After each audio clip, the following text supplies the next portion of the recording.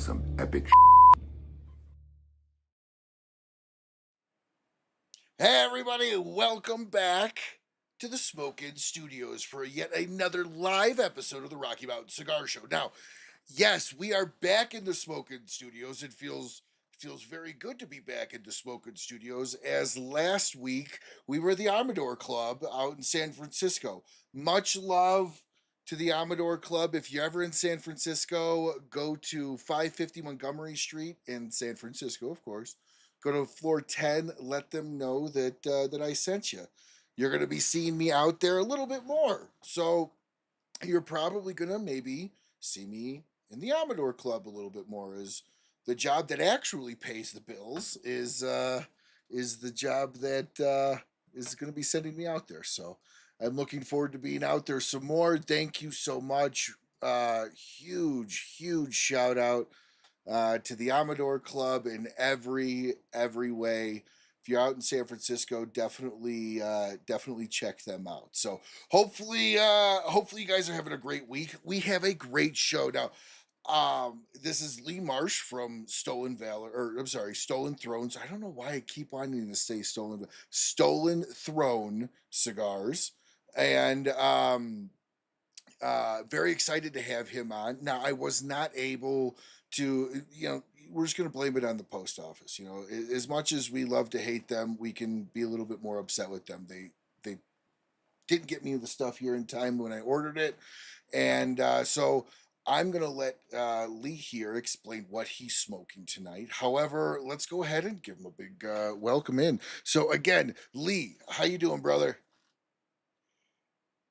I'm doing good, man. No, Take I it easy know, with that I do. stolen valor Trust stuff, me. bro. No, there's no intent. It's just in my mind. Like that's always like where that goes in my mind for some reason.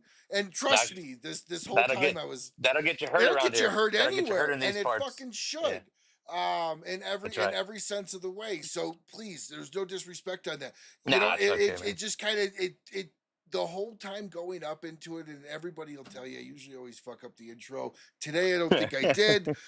Just because I'm so excited. I still can't even believe that 4 years later I get the opportunity to even have this as like a hobby show. So it's still in that hard to believe moment, Of and that's course, got to yeah. be in a similar way to you guys, right? Because Oh yeah. without Yes. getting into what you did pre Stolen Throne, but it's safe to say you worked in technology if you want to leave it at that. And I'm sure you wake up every day going, I went from that to like now I get to travel all over the place. I'm not stuck behind a desk in any way, and I am my own boss. Yeah, you have partners, but you are your own boss. So Yeah, no, it is surreal. Congratulations on the 4 years. We're 6 years in here, and yeah, it's a whirlwind. Sometimes I can't believe it. Sometimes I'm like, why did I do this? But most of the time, I can't believe I get to do this. So it's awesome. Thanks for having me, man. yeah, absolutely. I've heard nothing but great things, and I'll be honest with you. I haven't had an opportunity to smoke a lot of your stuff, and I was really looking forward to having the Preakness here, and I know that's what you're smoking tonight. So we're just gonna jump into the only segment of the show that we do, sponsored by Dunbarton Tobacco and Trust. Thank you so much, Steve Saka, for supporting the show. So go ahead and tell everyone, Lee, what you are smoking tonight. Yeah, man. Surprise, surprise. I'm smoking the Preakness 150. It's the commemorative cigar that we made for the 150th running for the Preakness Stakes in Baltimore, my hometown. So super cool cigar. A little bit different than what we are normally known for. Great flavor, great transitions, a lot of complexity, but it's a little bit more refined. That's ironic coming from me, but it's a really cool cigar. Now, how did you even? I know you were just on Coop back in May, kind of talking about this, Yeah. but for those of you that didn't catch Coop, how did this opportunity? Give us a quick little elevator synopsis around how this opportunity came about. Yeah, sure. So obviously, I'm from Baltimore. I'm on the board of the Ed Reed Foundation. We do a lot of charity work in the city with former Baltimore Raven and Hall of Famer Ed Reed, good friend of ours. And so it's kind of a small world, right? Because I also made this. I made cigars for the Yellowstone TV shows, and it was actually like a crossover because one of the individuals that worked on that deal from the Paramount side left and is now working for Preakness, and so they had reached out to me and asked if I would be interested in doing it, and of course I said yes. Why wouldn't And you? it was yeah, exactly. No, I'm okay. I'm good. I don't want to do that. Hey, No, but yeah, it was pretty, I mean, a pretty boring but easy story, to be honest. Like it was just a small world and it was great. Turned out awesome. oh, I mean that's we're gonna get into the Yellowstone thing a little bit because we're not just gonna gloss over that as a small little elevator thing. So thank you so much, Steve, for sponsoring the "What Are You Smoking Tonight" segment of the show, the only segment that we do. Smoke as much Dunbarton as you can, everyone. All right, so let's back up here. How did Taylor? You said you worked on the Paramount side, so my guess is Taylor Sheridan didn't approach you, but somebody Yeah, within well, his staff at Paramount did.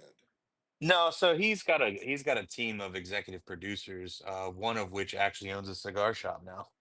Um, I don't know if he wants me to say that, but yeah, so it was Nobody heard it that here. Nobody heard that here. it was again, it was just happenstance. There was a cigar there was a cigar lounge that has now changed hands. It used to be AME Cigars. Great people, Kenny and Connie. Great folks, big supporters of me. Have now sold the lounge, but it's in Weatherford, Texas, right? So Taylor Sheridan's very close to Weatherford, Sure. Texas. All his producers come in there when they're writing and all that kind of stuff. So, unbeknownst to me, a small group of his producers had always smoked our stuff, and I did not know that. And then it just happened to be one of the prop directors was in town for as they were writing what became 1883. Um, Saw our packaging, branding, knew that the producers liked it, and again, just like, hey, do you want to make cigars for the show? I'm like, So, so sure. do they take? Sorry, I didn't mean to interrupt. No, it's okay. Do they take what you have and rebrand it, or do they ask you for like an actual fully made their own cigar? Does A that little make bit of both. sense? Oh yeah, yeah, a little bit of both. So they used in 1883 they used Crook of the Crown and Call to Arms on set, banded and in in the shots, and then we also made some um, other private label stuff for them to have on hand. So it was a little bit of both. There are cigars on pretty much every cigar you see on that set. It's a good chance that we made it. So Now, did you get to? Were you able to be like, I want to be picky on how the cigar is held and lit no, and I'm not cut? that guy. Like, I I'm want to not be that on guy. set making sure they're posing it. You know, BMW or Audi would. So I just wasn't sure if like Oh yeah. you were. Like, I would have used that just to be like, no, seriously, I'm not going to be like that. I just want to be on set at least one day. No, they were very gracious. You know, they're still very gracious. They offer for me to come down all the time. So yeah, no, I'm not that dude. I'm not gonna tell them what to do. They paid money for the cigars. They can do whatever they want with them. That's uh, awesome.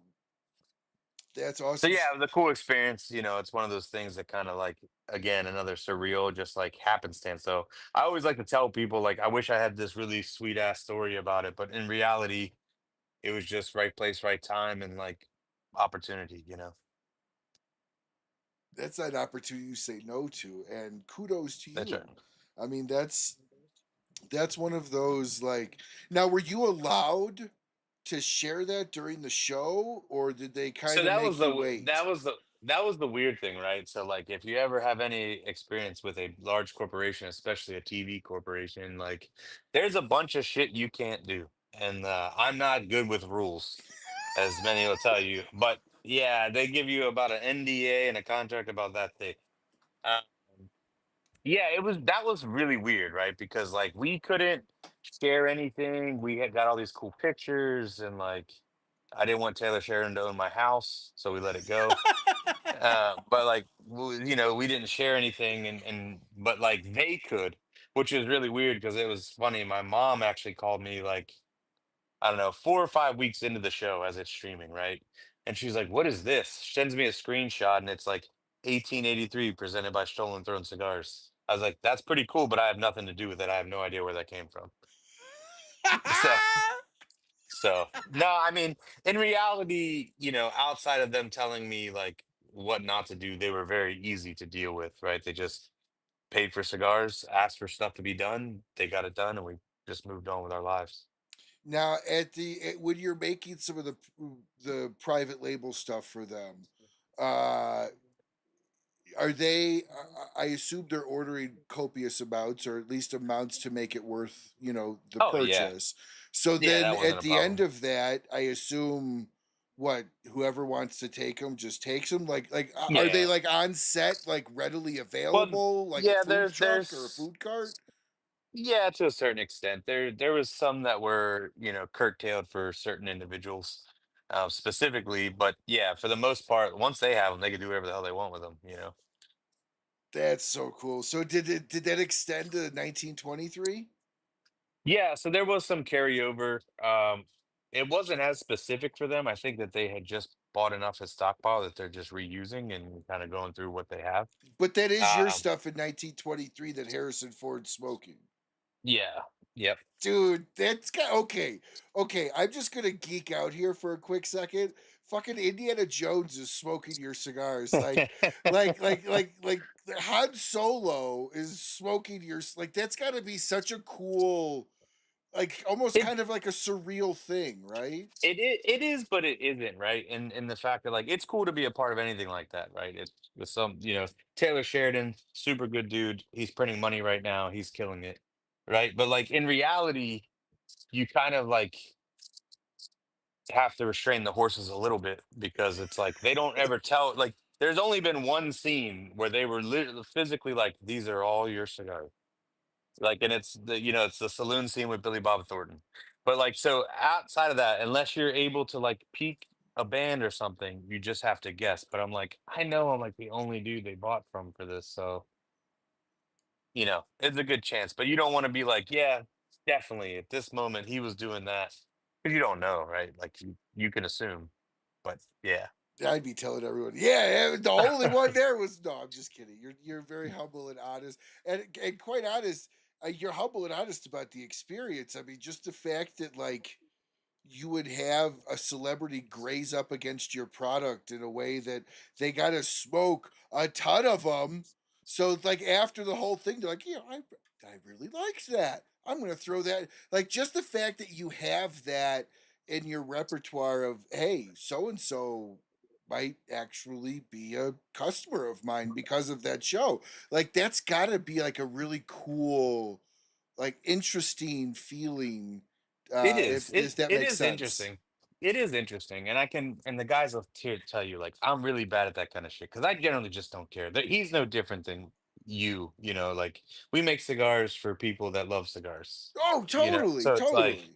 But it's I don't. still I don't. Harrison Ford smoking it means a whole lot more to the public than Ryan Miller smoking it.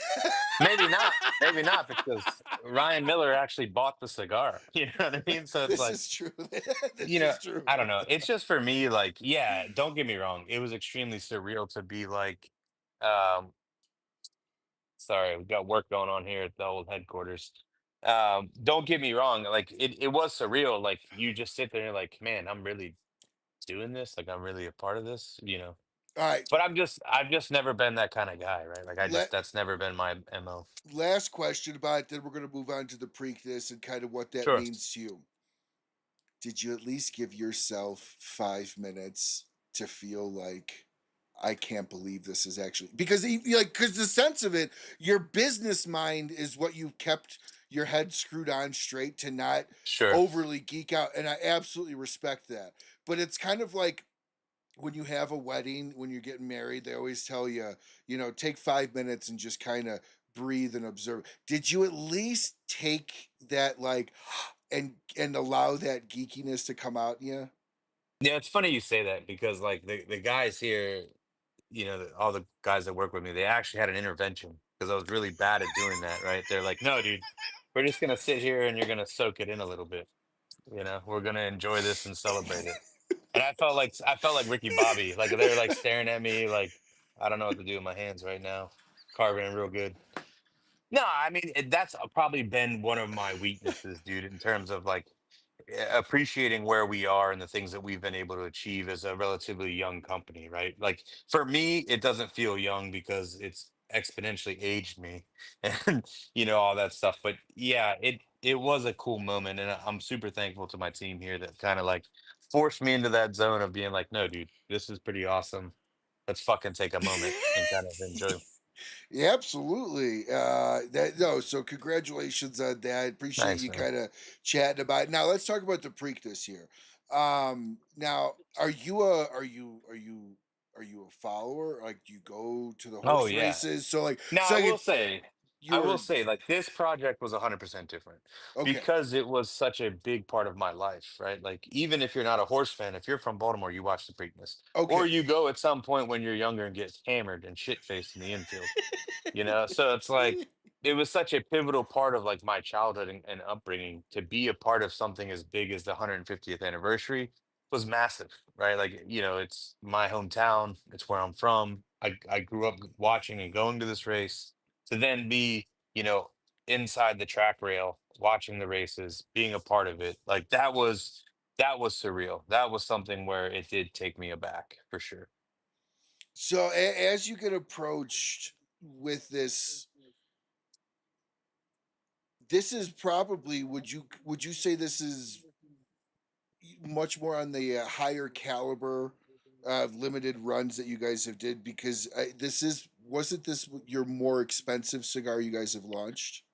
Yeah, it was. This is When I say definitely. not higher cal, you know what I mean, but like Yeah, no, no. There was a lot more effort. Now, I don't want to say effort. no, Effort's the wrong yeah, word. We, yeah, we that put we put effort into everything we do, but there was definitely more work and like planning needed for this because of what correct, it meant and what we correct, had to do. It was the first time I've ever had to get someone's approval on things, and like sure, we did a custom box that was hmm very much different than a traditional box that is prevalent in the cigar world. So like all those things. I mean, it took probably, man, like almost 2 years to kind of like bring to fruition. So yeah, it definitely was a labor intensive process. And how is it accepted? Like I said pre-show, I've heard great things about people that have smoked it. How is it being accepted so far? People love it. For me, it was probably one of those cigars where I kind of had to change my approach. I generally just go into a blend, let whatever happens happens, and then when I'm happy with it, I'm happy with it. This was kind of a little different for me because I had to kind of take a different perspective on the audience, right? It's not just our market segment of cigar nerds that love what we do. But it's more of like this could be the only cigar someone smokes this year. Hmm So you don't want to melt their face, right? Yep, So it's like yep. one of those things you take. But what was cool with me is that everyone really enjoyed it. Even the folks that have been diehard Stolen Throne since day one, they loved it because while it might not be as full as they're used to from us, like it's full of flavor. The transitions and complexities and the flavor profile are still there, still what they expect from us. But yeah, it definitely was a different kind of tone and approach for the project. Um, but overall, it's been really well received.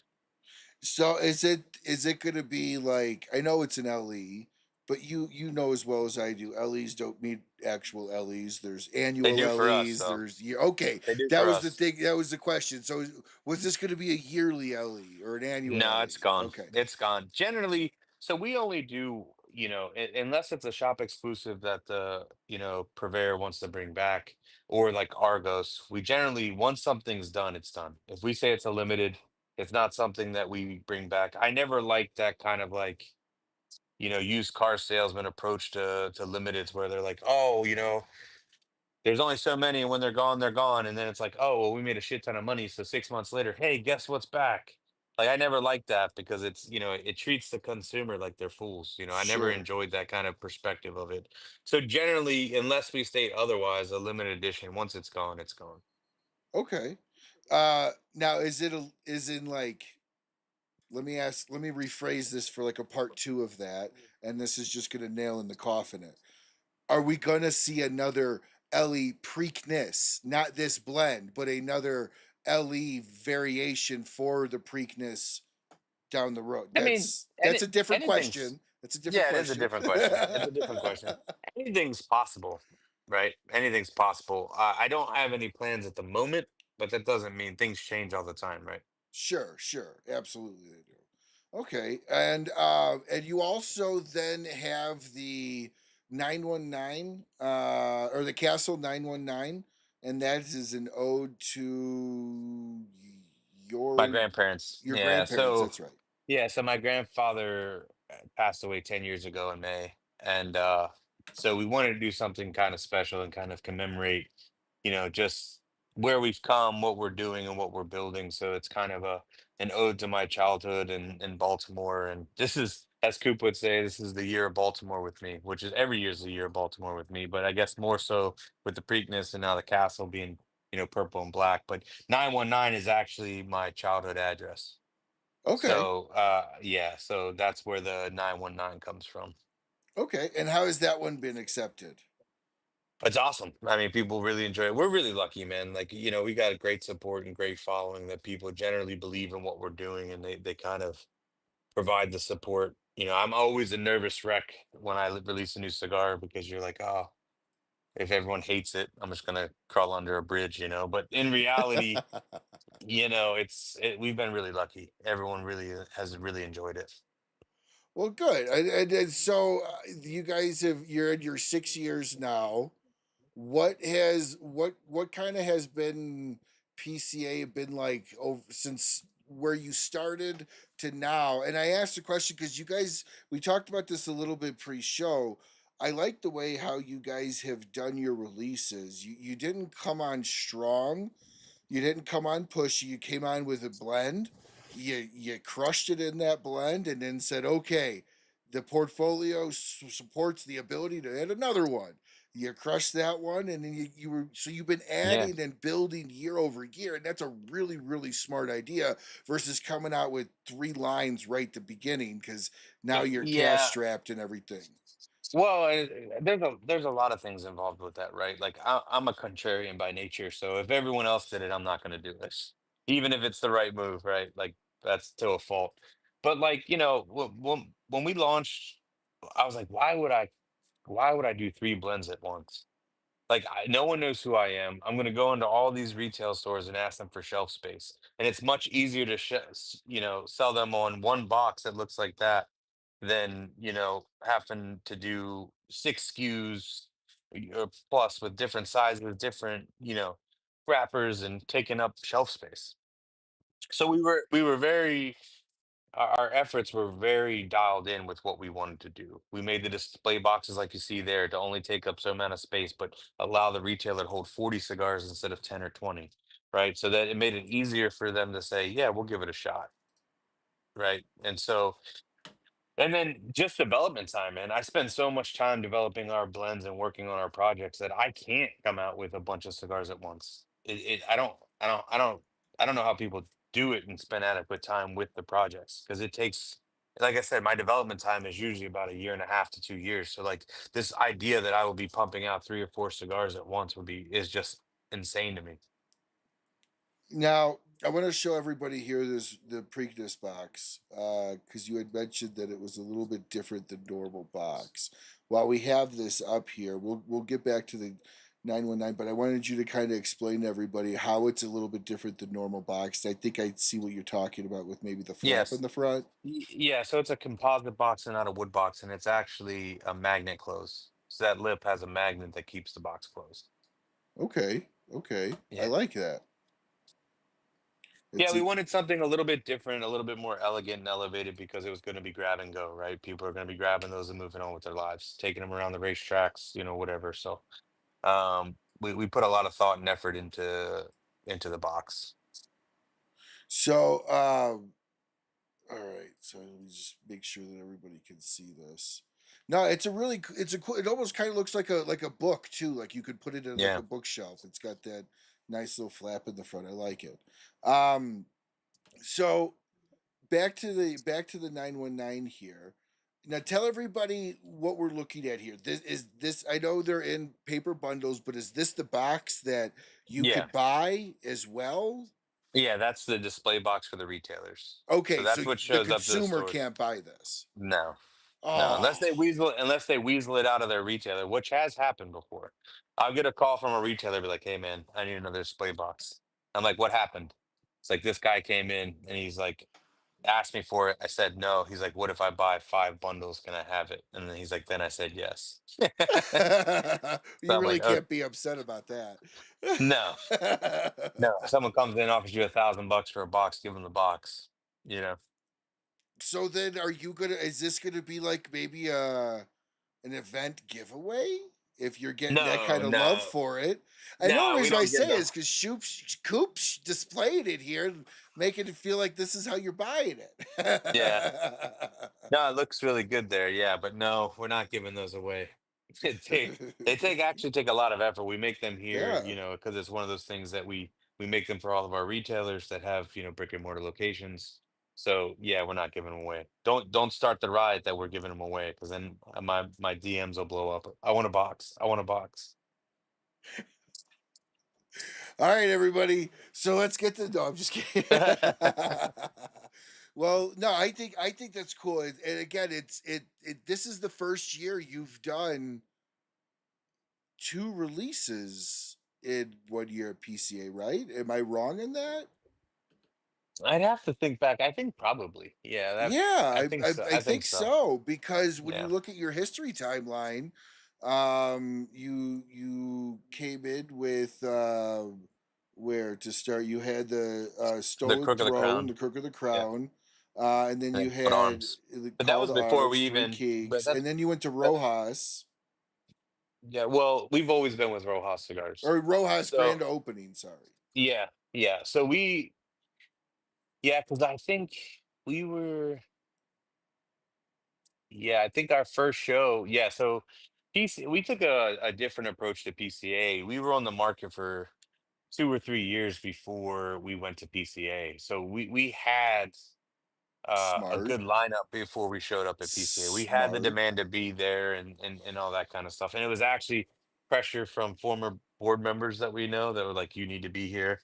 Um, yeah, so we started releasing. I think our first release at PCA was probably Yorktown Fleet. Yeah, because I think we had our first year we had already had the first three offerings. We had Crook, the Call, and Three Kingdoms, and I think our first actual launch at PCA was Yorktown Fleet, and Okay. then we did the Crook anniversary 5th year there. Yeah, that's right. So, so yeah, you're right. This is the first time we did two cigars at PCA, and two it, releases. and they were accepted fairly well from Oh what my yeah, they did. understanding is. So how many brick and mortars were you pre PCA this year and then post PCA? How many did you bring on this year? Not many. We don't really, because our demand is so high, right? And so we cultivate our retail relationship. So we stay right about that 300 mark, 300 retailers. And we add, like I would say probably maybe 10 to 15 this year, because we're really selective, right? We want to make sure that it works for them, it works for us. We want to protect the markets, make sure we're not saturated in that market, and in reality, a lot of it with adding new accounts is about the demand, right? Can Sure. we fill the demand that we have? Because all of our existing accounts are still growing as well. So then how does it look to someone that's been with us for 6 years that we bring on a new person? Now they can't get product, but this new person has product, right? So it's like you're always like playing with the seesaw of like adding people but taking care of your people. And for us, it's like it's relationships, not just transactions. Sure. And that's the catch 22 of a custom made product business because you have everybody has only a finite amount of which they can make and Sure. produce at a given time and spread around. And so as growth happens, everybody's always, I want to be at 1,000 stores, right? I kind of because I've been a business consultant, I've been in sales for 25 years. And part of the way I look at it is it's kind of like everybody wants that $1.5 million home or that $1 million home Yeah. without the understanding of the cost to maintain that yearly. And Yeah. so why add more, because it's going to add more on the back end and potentially more hassle when a smaller house, and then add on to it instead of going for the big house right from the beginning. And that way you Y- can grow it and expand it in a way that proportionally makes sense for what you can supply. Yeah, you're 100% right with that, Ryan. Like, and I never really got that approach because I never really got that approach because like slow growth is sustainable growth, right? So like a lot of this is like you jump in and want to go through like you said, 1,000 stores, but then if there's a downturn, you can't maintain those 1,000 stores, and then you have no options. And then you're in clearance bins, and that's That's the right. death, That's right. you Yeah, know. absolutely. and Absolutely. and so it's hard. It's hard as a business guy to turn to turn those invoices down, Yeah. especially as a growing company. Like I want to be able to do it. So how did you guys, what was the mindset always slow sustainable growth? Because the quicker you climb, the quicker you fall.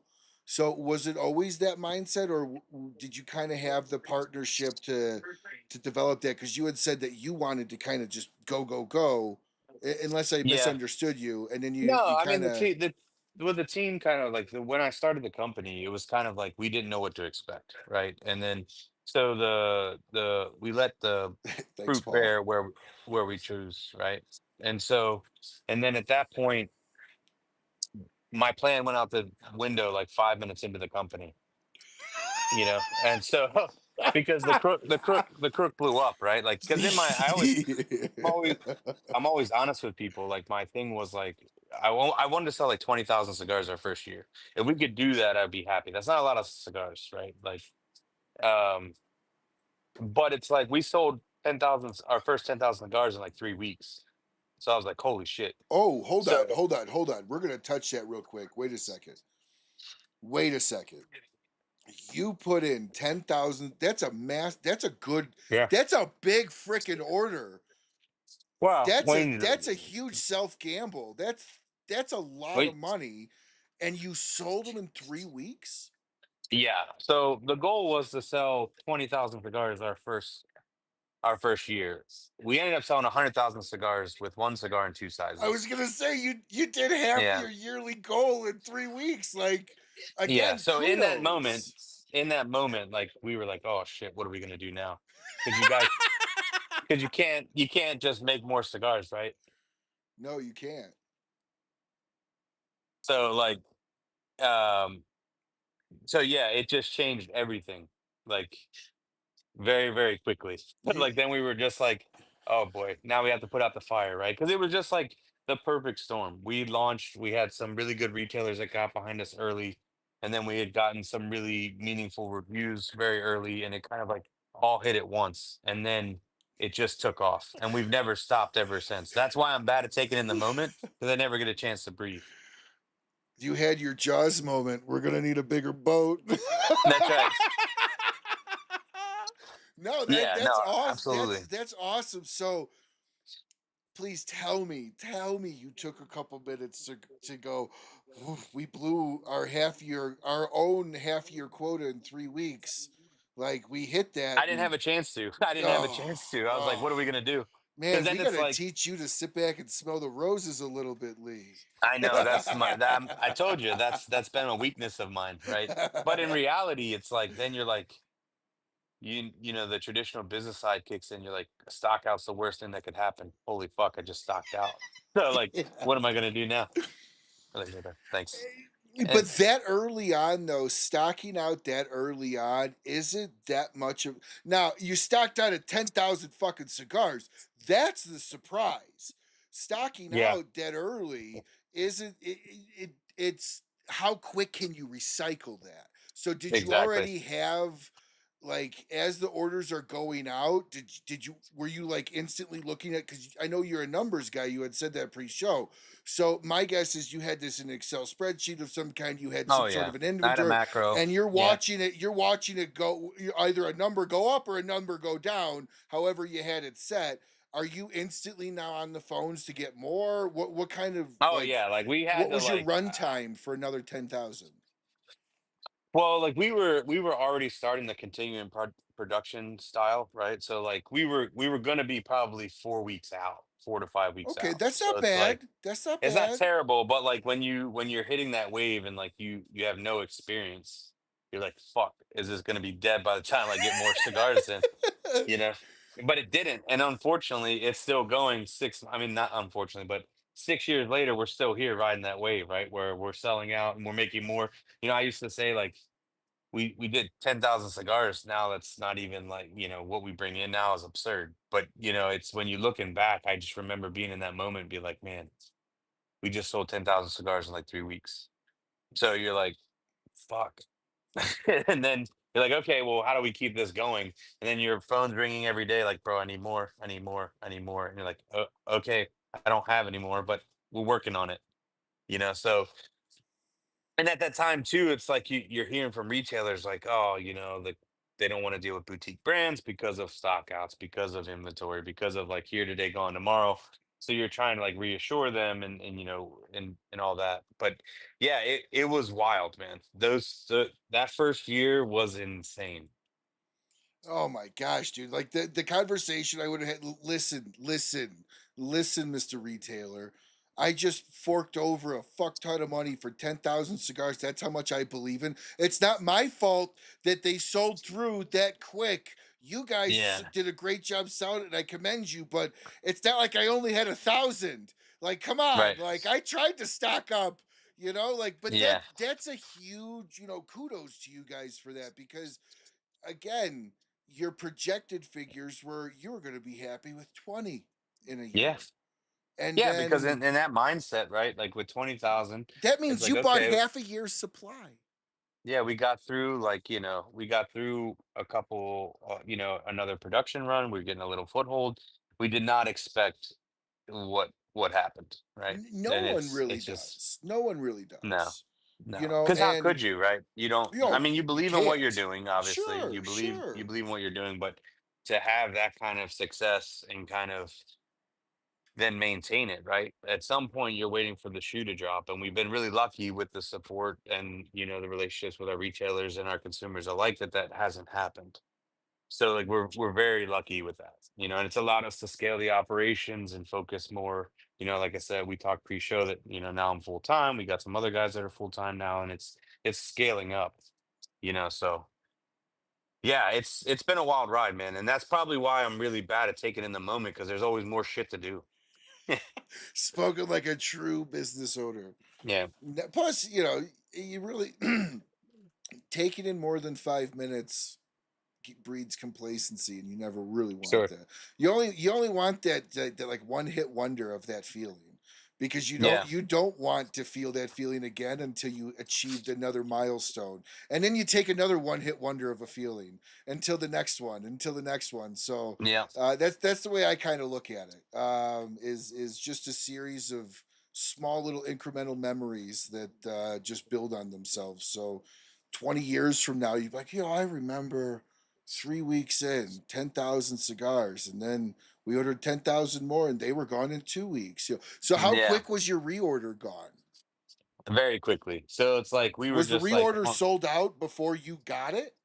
it was pretty close. It wasn't quite, Oof. but at that point, like we had only had like a handful of counts, right? They were just turning through them because there was only so many places you could get them, and then like what I always tell people about reviews, the really good ones and the really bad ones are the ones that always kind of trigger people's interests, Sure, you sure, know. sure. And so yeah, I mean, it just they kept going, and we couldn't make them fast enough, and we still can't make the crook fast enough. We no matter how many we make, they sell out. We got to you know keep playing this game. We have a little bit better handle on it now, but that was also pre-COVID when logistics was a little bit more predictable and things were a little bit more easygoing in terms of like getting from A to B and understanding timelines and stuff like that.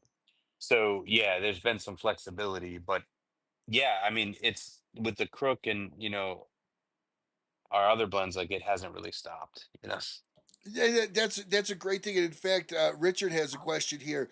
Is your product still in North Suffolk? I think that's Suffolk. Suffolk, yeah, Yeah, Suffolk Cigar Lounge in Virginia. If it is. so, he's all right. He's gonna go. He's gonna go by in on Saturday and grab some. He said.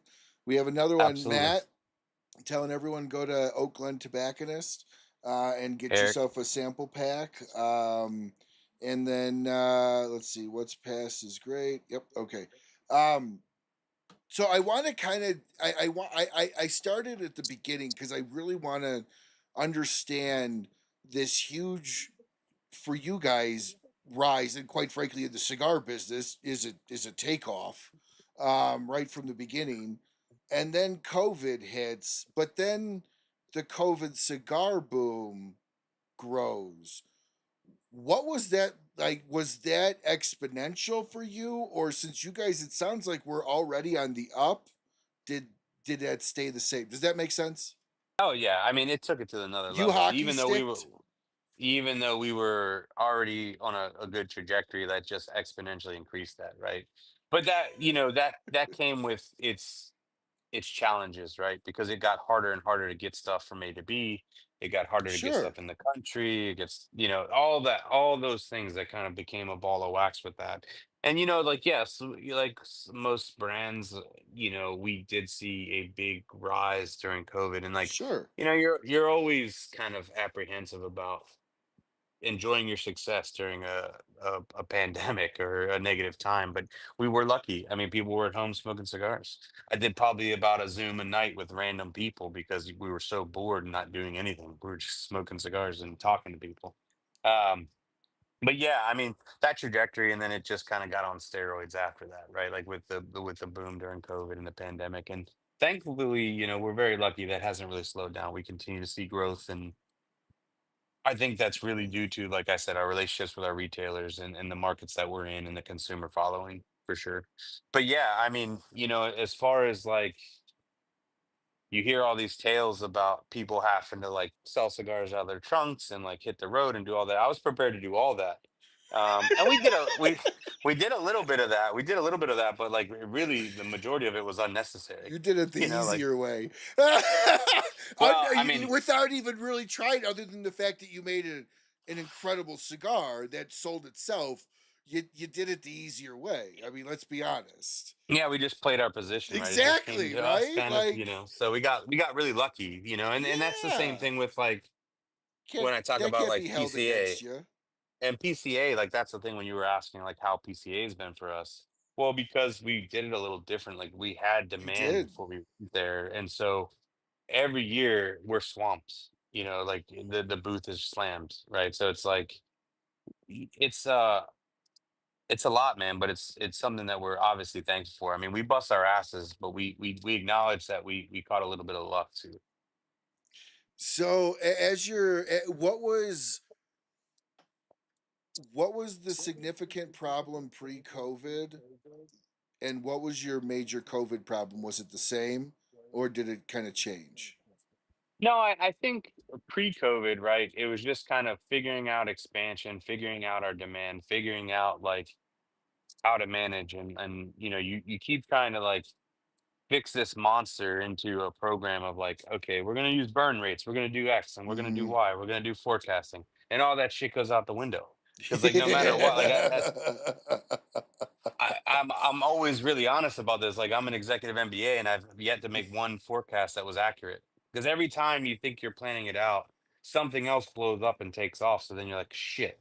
Okay, well now we got to refigure production. And that's kind of why we've made the changes we have at the factory where we're much more flexible with, productions and what we're sending up and trying to transition. Even now we're trying to transition our factory into monthly shipments up instead of Sure, doing these large, massive 100,000, cigars, makes more setting up sense. like 30, 40 at a time instead of, easier on the labor, which is always a constraint for Nicaragua now.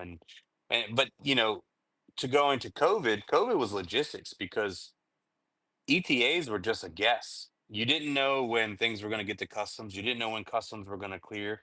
Like you went from 24 to 48 hours clearance to, man, it could be 4 or 5 days depending on how many people they have there. And Okay. then getting UPS or someone or freight to pick it up and bring it, like you just didn't know. Like so basically we just stopped giving ETAs. And it's gotten better, but it's still not as clean as it was pre-COVID, No. you know. It's still not. There's still logistical nightmares, and then you have other things that play a factor in as well, like the tariffs were a thing this year where everyone tried to ship everything at once because the tariff situation. So then it was harder because we fly our stuff in, so it was harder to find space, and so there's always something that we're juggling now, right? And it just seemed like before we were just worried about selling cigars. But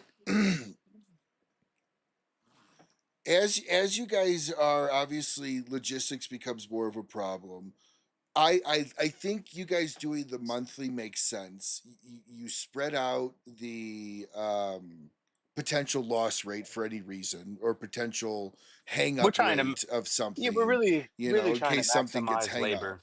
Yeah, We're yeah, really, yeah. You spread that out over the course of over a year versus big shipments. That's easier to yeah. absorb in the company too. Yeah, it's easier and it kind of delays some bottlenecks, right? There's no avoiding Hmm. bottlenecks, but like it kind of breaks it down and just trying to tax the labor that we have Sure. less, and so and we're also trying to be, always improve our service level, right? Because pre-COVID we were filling back orders within like 2 weeks. And now that's obviously gotten longer and the demand of tobacco and all these things play into that as well. So just trying to do what we can. The thing, I mean, not everything's within our power, but we try to control what we can in order to streamline the process as much as possible. I'm a big process guy. So trying to improve and kind of tighten things up where we can. It doesn't always go to plan, almost never now, but we do our best. Well, So, we talked about a little bit about your life pre stolen throat, and yeah, it needed to be a process life in yeah, your work. So that totally makes sense that you kept that in. So how many business partners do you have? it's just me. Yep, But it's you had just you me. had said you had mentioned a board, or did you had mentioned a board of some kind? I thought, unless you were talking about somebody from a board that called you for PCA to Oh go yeah, I'm there. talking about board members from PCA. Yeah. Oh, okay. I didn't know if you had some kind of an investment group that was working with you. No, no, no, no. What I was saying is that, we kind of were like, not I wouldn't say we were avoiding PCA, but like in my mind, right, we didn't know what we didn't know. So it's like, why would I add this exponentially high expenditure when we're doing really well, Oh right? yeah, for sure. For And so sure. you start having that conversation and you change. And I had some people in the industry that kind of gave me a talking to that I respect greatly. And I understand the importance, especially when you're a small company and you take off and being a part of the PCA and what they do for our industry. Obviously, we're proud members now. We've been in 4 shows. So, uh, yeah, I get it now, but back then we were like, well, I'm not fucking spending all this money when I don't need to, you know? Oh, Um, absolutely. I misunderstood you. I thought you had meant like you had a board member no, called no, you. no. I didn't realize it was a I did, but PCA. not my board. It was the Okay, PCA's that's what board. I was going to ask you about. Yeah. So that you're bootstrapping this on your own. You're going through Yep. this on your. So how I'm really big into mentors in life, whether it's Sure. business or personal or both. I have some they'll tell me to fuck off twice as much because they're business and personal. So That's right. what's your approach to that? Because clearly you don't become successful in life without learning from others and or bouncing things off of people, or I should say it's a harder road. Yeah, It's a it harder is road. hard, and so for me, it's always been like analyzing and taking in information, right? Like seeing what's happening, seeing what the market's producing, and kind of going from there.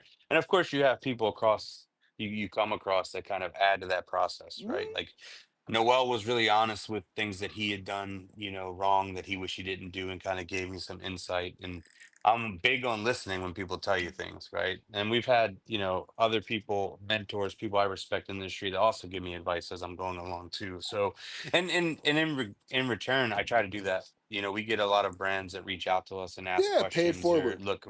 Absolutely. I've always been big on the phrase that, it's your job to send the elevator back down, Oh, right? yeah, yeah. So like, Don't bring the ladder up behind you. Absolutely, yeah. And so like absolutely. it's one of those things because I know how hard it is to get started when you don't know what you don't know, and kind of not everyone is lucky enough to have people that are willing to give meaningful advice that's not going to shoot you in the foot. And so there's been a handful of brands that have reached out to me trying to make the next step or do X, Y, and Z. And I always try to be helpful. They might not always like the advice, but I always try to be honest and helpful, you know, if I can. One of the things I always have told clients I've worked with, or shit, even my friends, I don't ever ask a question. That you don't want the answer to. Yeah, either play lawyer with me and only ask the questions you already know how I'm going to respond, or don't be shocked if like you come up to me and ask me for a response and get totally different, like, because I'm not a coddler, right? And that's No, me neither. it's one of the things, I say this on the show often. I have a daughter, and the good Lord decided to give me a daughter to teach me a little bit of coddling, because if, like, I just, that's just not my personality. My I'm with you. personality is, all right, cool. I had an old manager that would tell us when we go in, we would call it our bitching time or bitch fest or however you wanted to say it. But his rule was, you're going to solution twice as long as you complain. So if we complained for 5 minutes, we had to solution with him for 10 minutes. And I asked him one Yeah. time, like, why do you do that? Like, it's not that it's annoying. I like it, but like, why do you do it? He goes, because I want to know whoever's working for me is working twice as hard to fix the problem versus twice as hard to complain about it. I was like, Sure. okay, Yeah. I I'm respect big that. on, I've always, my reputation as a no bullshitter is pretty strong for a reason. I've always said Hmm. that I'd rather ding you with the truth than scar you with a lie, right? I'd Yeah. rather tell you the truth and like get you somewhere than lie to you because it doesn't It's help you. easier. It's easier not to lie because you don't have to remember it. No, you know?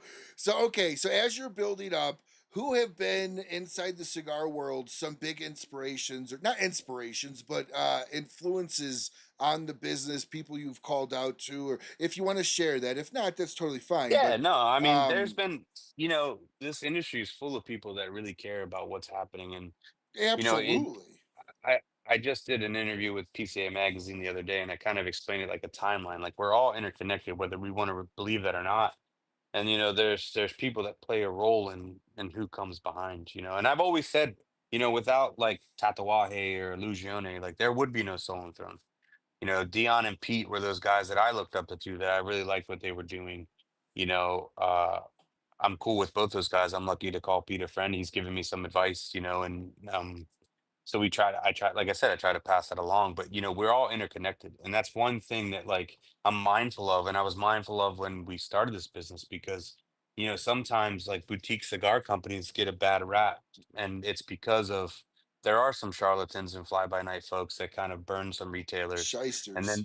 and that have nothing to do with me, but it affects me because now they don't want to do business with me Yep. because to them my company is similar, Yep. and so you always try to leave it better than you came. And so hopefully the next guy that comes along has a little bit of easier point of entry, right? And that's kind of the thing is, we're all independently trying to make money and sell our cigars, but at the same time, what we're choosing to do with retailers and consumers is affecting each other, you know? So Hmm. being mindful about that. So you had mentioned Pete and ugh, Dion from Dion. Illusione, Dion. Yeah. Um, who else would you say? Island Jim was a big one. Island Oh, Jim was okay. actually the That's first one to call first person to call me a cigar nerd. I haven't Yeah. actually heard that one very Yeah. often. That I Okay, so You have to go that's to him though. You have to find him and go to him though. But he's more than willing to share all his wisdom with you, usually over Heineken and whatever else you find. But you have to find him, and that's always the where in the world is Island Jim. it's Usually, 5 o'clock somewhere wherever he's at. I that's right, guarantee no you. doubt, no doubt. What about Boofy? I always hear Boofy as like a young Yeah, I company. mean, Boofy's a super good dude. It's funny. It's like it's always nice, like especially going to Nicaragua. You never know who you're going to run into on those flights. Hmm. It was like I think it was a sometime last year or maybe before PCA this year. I can't remember. But like it was me, Boofy, Nick Melillo. We were all on the same plane trying to get to Nicaragua, and there was actually a delay for maintenance. So we spent a lot of time together, grabbed some lunch, smoked a cigar, and kind of just chopped it up a little bit. So like it is always good, and that's an added benefit to like PCA, getting out to see people that you only see once a year, right? Getting up to catch up with people and see them in person, where it's not like through a phone or a text message.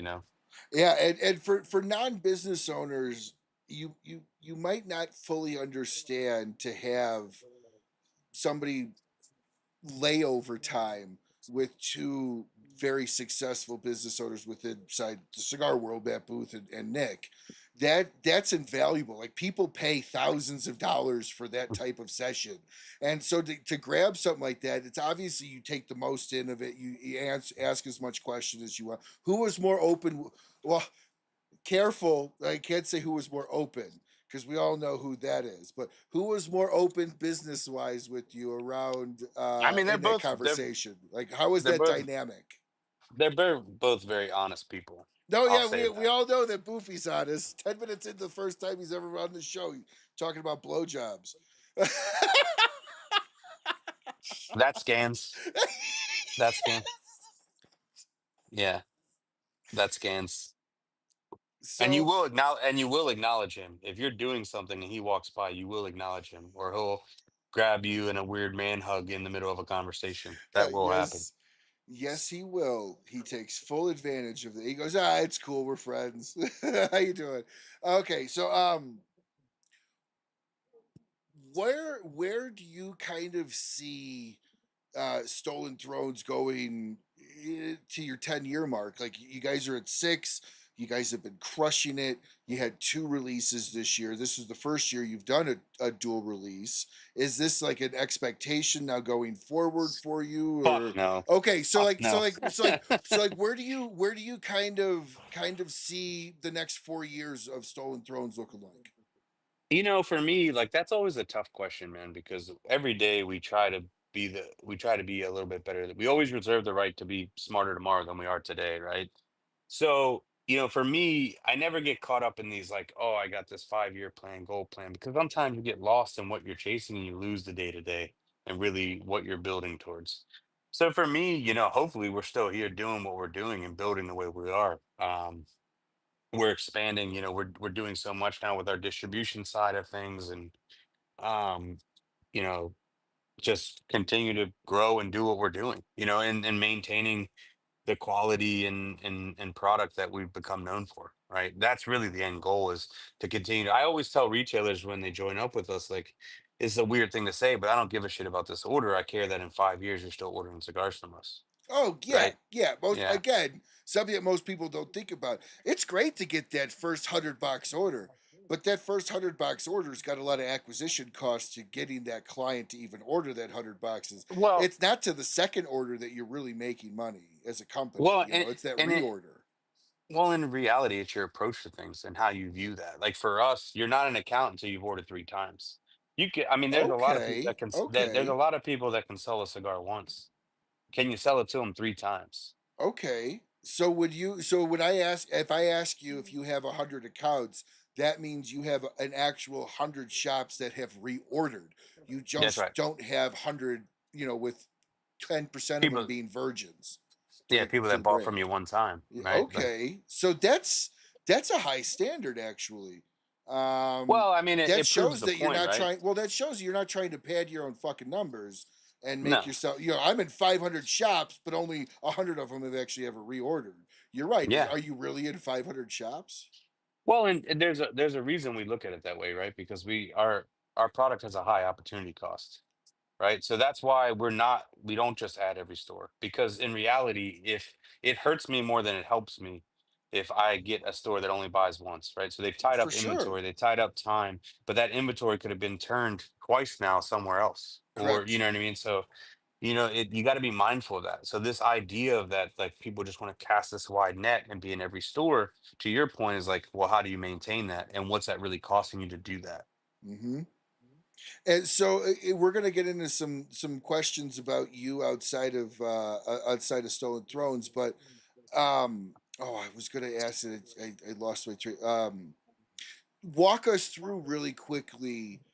How do you enter a shop that you're looking to bring on? Because my guess is you have high standards. If your only way you're even calling them a count is on a is on a three strike reorder. So Yeah. how are then are you? What is your approach to evaluating a shop? Like what makes it a Stolen Throne shop? Well, for us now, it's like it's a little bit different, right? Because now a lot of times we very rarely will call cold call a shop. We're Okay, all internal staff here, so like we like like I cold said, call on the phone or walk. yeah, or just showing up. We Okay, okay. generally don't do that. A lot of it is when we were first starting, though, we were looking at like what's the staff like? I always very quickly you learn if you're out on the road trying to build a brand. There's two types of people, right? There's people that have cigars for sale, and there's people that sell cigars, right? Yeah, So we're trying to be in the shop where I people sell love that. I cigars. love that. Yes, you're right. And so you look at the staff, like, are they engaged? Do they try to understand the product? What kind of brands are they in, or do they already carry? Right. And I'm not talking about the legacy brands that everyone has, but you look at what else they have and what is that dynamic and what's the shelf space, how they operate. Because there's places where they might be a very small humidor. And if they're engaging, like you could do really well there. We have shops like that where we might be one of only maybe 10 brands in that store, but like then there's other ones where they have this monstrous humidor with every SKU you can think of and do just as well. But it depends on The how staff on good that one.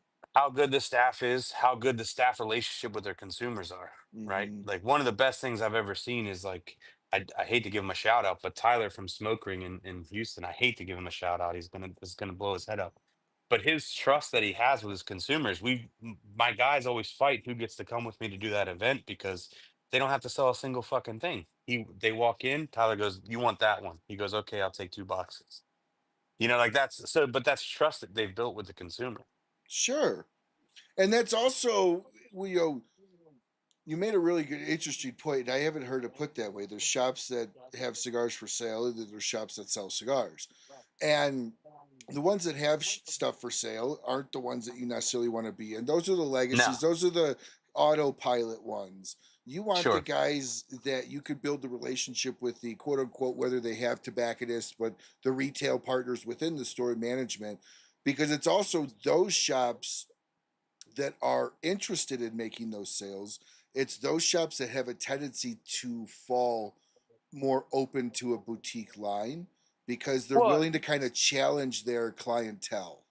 not only that, right? It's they're engaged. They're trying to do stuff. They're invigorated. They're like those are the shops, like the people that are actually selling cigars are the shops that got really creative during COVID. Like if they have to close, Hmm. maybe they're doing deliveries or maybe they're doing, pickup orders or like shop windows. They're not the ones just sitting on their ass saying, "Oh shit, I gotta close my shop." Yeah, no, You know what I absolutely. mean? COVID changed the way that all gets marketed. So as you it would have you ever like turned around and be like, dude, I just don't think this is going to be a fit. Since you don't walk in and like pre-scope the shop in advance, my guess is you're looking at pictures Absolutely. online, you're trying to Yeah. so when you set the appointment, do you like try to back out nicely, or are you like, sorry, dude, I No, just don't think this I'm just is. honest with them. I just don't think this I don't think this is a fit for either of us, right? Like I don't want to waste your time and in reality, Do you like yeah, ever we get don't the do that now. why? Do you ever get the why? Sure, sure. And I'm honest about it, right? And so like to your point though, like the first 2 years of the company, I visited damn near every shop that before they brought us in, wherever they were. So because this was my baby, this is something we invested time, effort, and money into, and you kind of want to put your best shot, your best foot forward. So yeah, it doesn't serve you any good to kind of just play the fiddle and be like, okay, yeah, let's try it out. If I don't think it's honestly going to work, I'm being disingenuous to that retailer when I just told you that I'm really interested in relationships, and so if I can't be honest and say like I don't think it's going to work just for $1,000 or a couple $1,000 just to try it out, like that's not. They could buy something else that would be better for them, and we can use that product somewhere else that's better for us. So then, have you ever had somebody you were like, I just don't think this is going to work, but they convinced you and you were wrong? I'm sure. I'm sure it's happened. I gotta think. Because my guess is there's got to be maybe like a new ownership swap where they're like, dude, I'm serious. Like, please let me try you out. I'm telling you, we'll do good.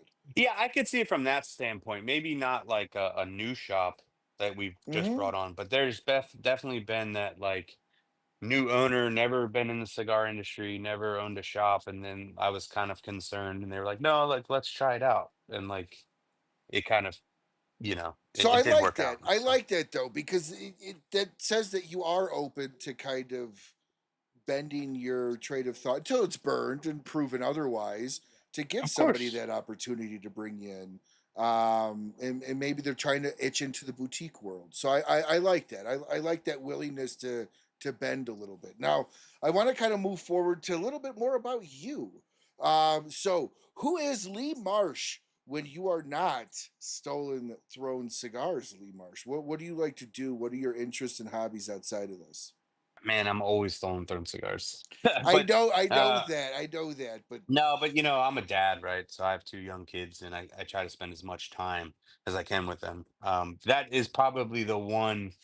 I won't say it's a downside, but it is something that it it does take its toll. I miss a lot, right? Because I'm on the road and back and forth to Nicaragua and doing events and all that kind of stuff. So you do miss a lot. So maximizing my time with my kids is super important.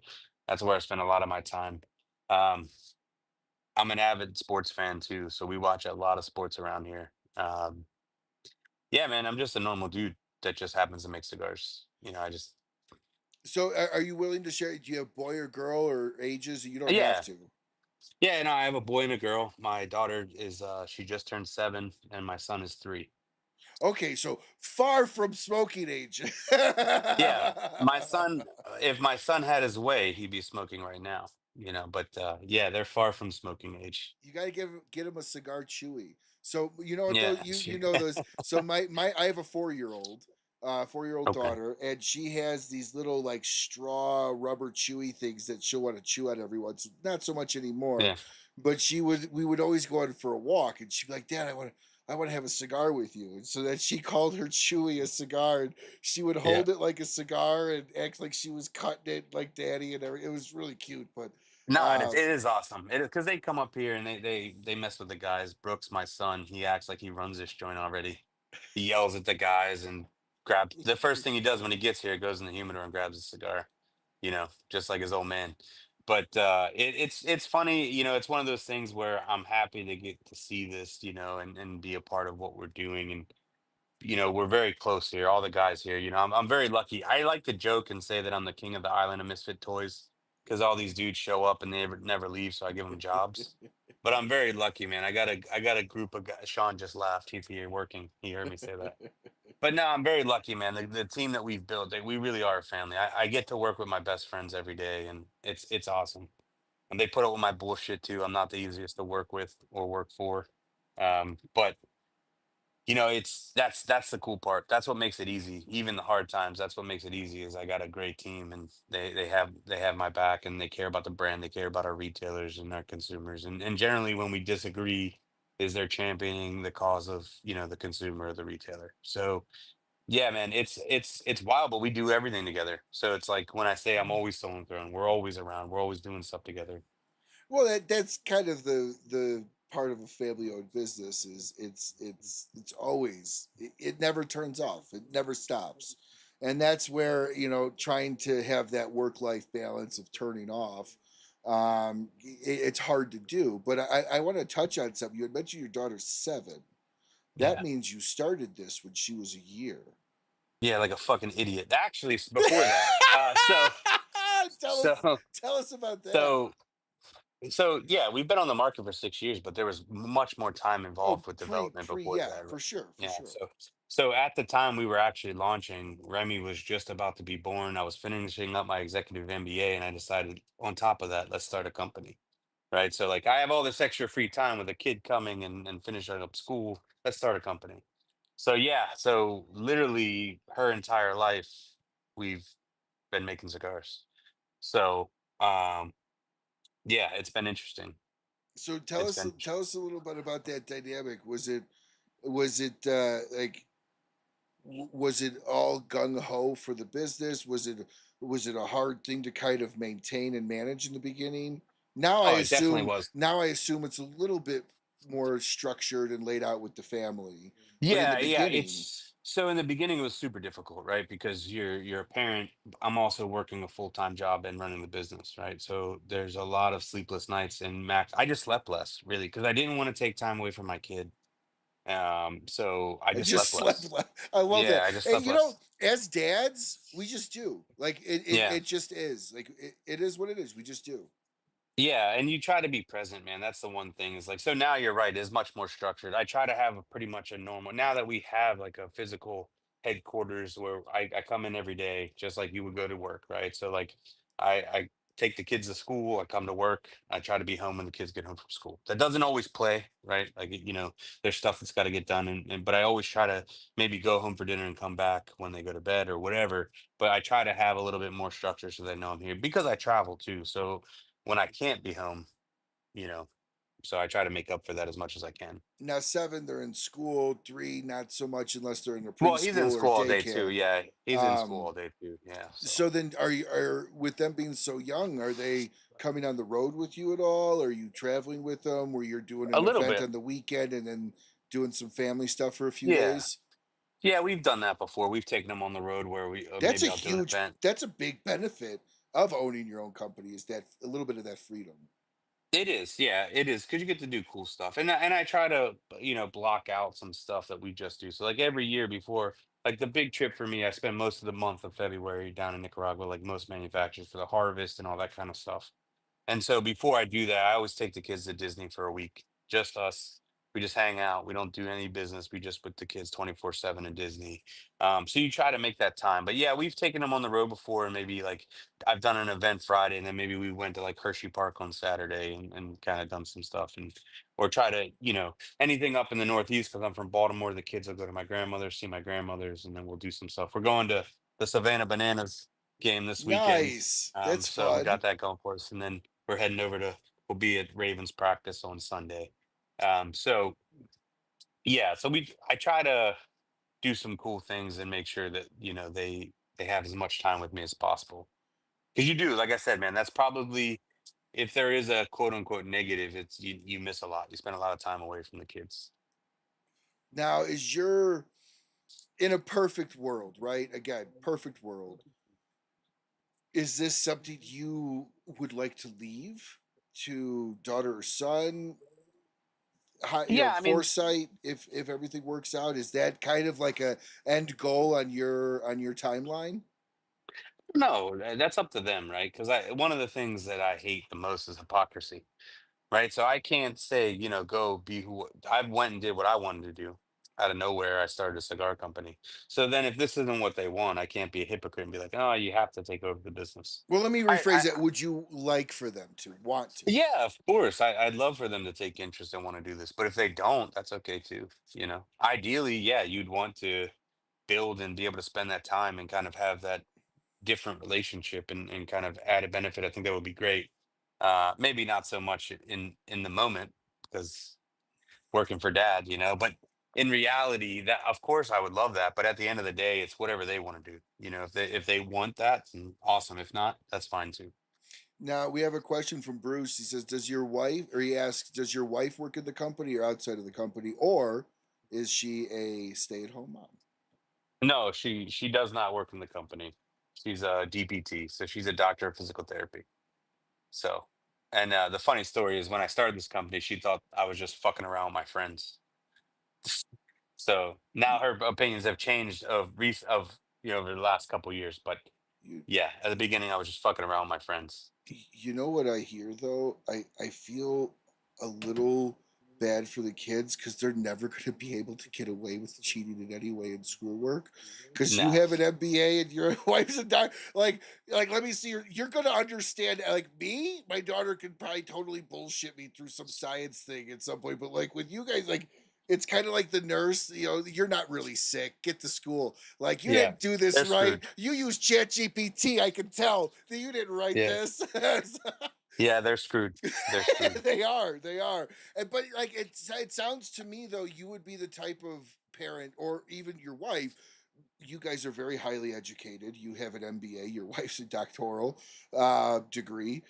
You would almost, my guess is, require them to go to school before even giving something like this to them, even if Well, they it's wanted to do it. Right? yeah. I mean, it's one of those things. You want them to make their own way. I had a one of my really good friends. He was a fraternity brother of mine in college, and his dad did something similar, right? Like his dad had a very successful business, but he told his sons, like, you got to go make your own way first.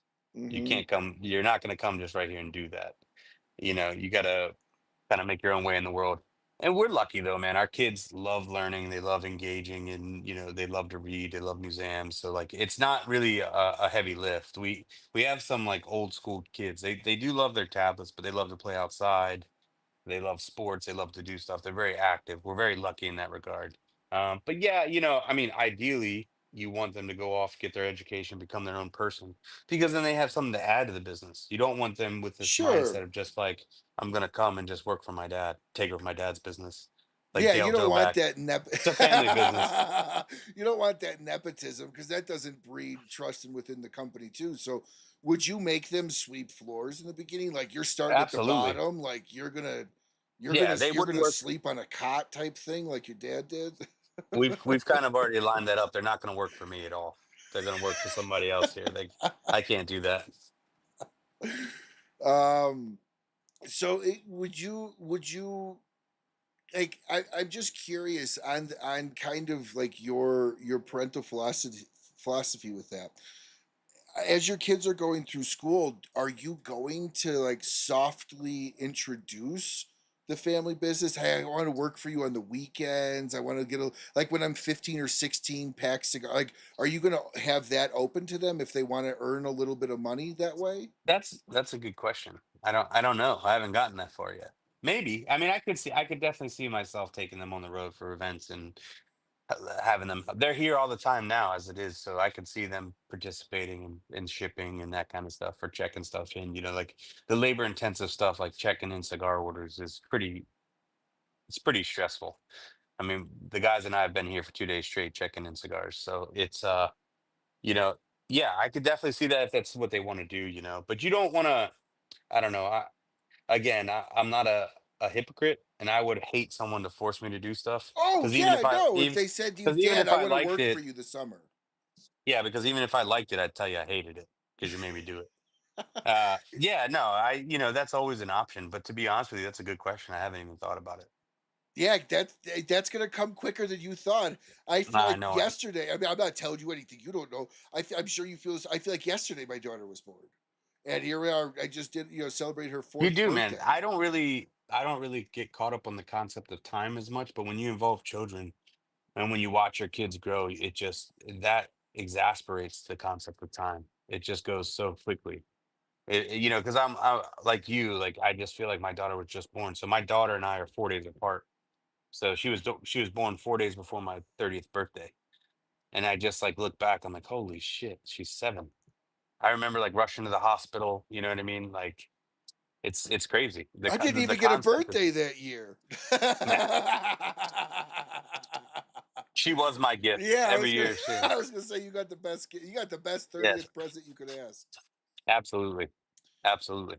So, what else do you do for just you? My guess is you have to be some kind of an avid reader to an extent to have an MBA. I mean, that's a lot of research and Yeah, I do like to read the we were talking about it the other day actually, like it's finding the time really.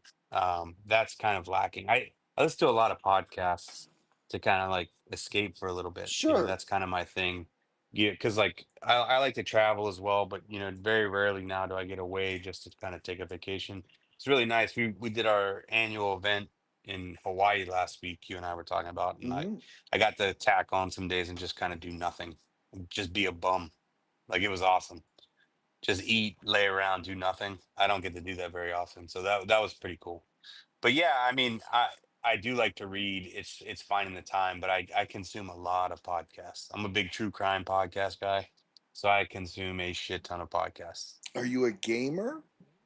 A little bit, not as much as I was in my younger days, just because of time, right? Well, Like I just of course, everything's yeah. productivity, so it's like every once in a while I'll take a minute, I'll take a breath and kind of turn on the PS5, and just kind of chill out for a little bit. But not as much as I used to, for sure. So I always thought this was funny because it came from somebody you wouldn't think is one, but so I had Saka on 2 years ago or last year, and he was talking about he plays video games, but he primarily only plays the week after Christmas through the first of the year.